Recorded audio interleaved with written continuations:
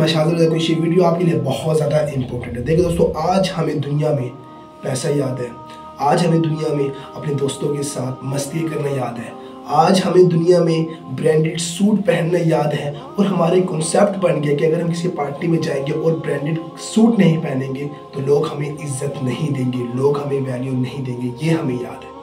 आज हमें याद है कि किस तरह कारोबार को आगे लेकर जाना है। आज हमें याद है कि डिग्री कंप्लीट करने के बाद किस तरह मैंने जॉब के लिए कोशिश करनी है। लेकिन मेरे दोस्त, अगर हमें याद नहीं है तो हमें वो अपनी आखिरत, हम भूल चुके हैं अपनी आखिरत को। हम भूल चुके हैं कि हमने अल्लाह से मुलाकात करनी है। हम भूल चुके हैं कि हमारी ज़िंदगी का पर्पस क्या है।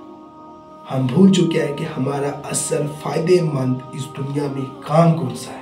हम भूल चुके हैं इस 50-60 साल ज़िंदगी की रौनकों के लिए, खुशियों के लिए, एक ऐसी ज़िंदगी जिसने कभी ख़त्म ही नहीं होना, हम उसको भूल चुके हैं। हमारे पास वक्त ही नहीं है कि हम बैठें और सोचें, अपनी आखिरत की फ़िक्र करें। देखिए दोस्तों, आखिरत बनती है ईमान से। हमारे पास ईमान नहीं है, हमारे पास कोई अमल ही नहीं है जिससे हम अल्लाह को खुश कर सकें, जिससे हम अल्लाह को राज़ी कर सकें।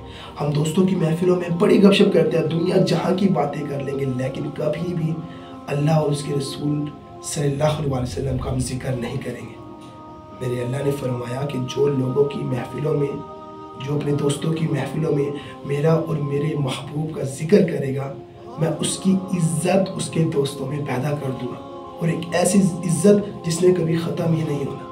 इंसान की ज़िंदगी ख़त्म हो जाएगी लेकिन उसकी इज़्ज़त लोगों के दिलों में बाकी रह जाएगी। ये इसका इनाम है। हमारा दिल लगता है दोस्तों की महफिलों में, लेकिन अगर हम भूल चुके हैं तो अपने वालिदैन के साथ बैठना, अपनी अम्मी के साथ बातें करना, इसमें हमारा दिल नहीं लगता।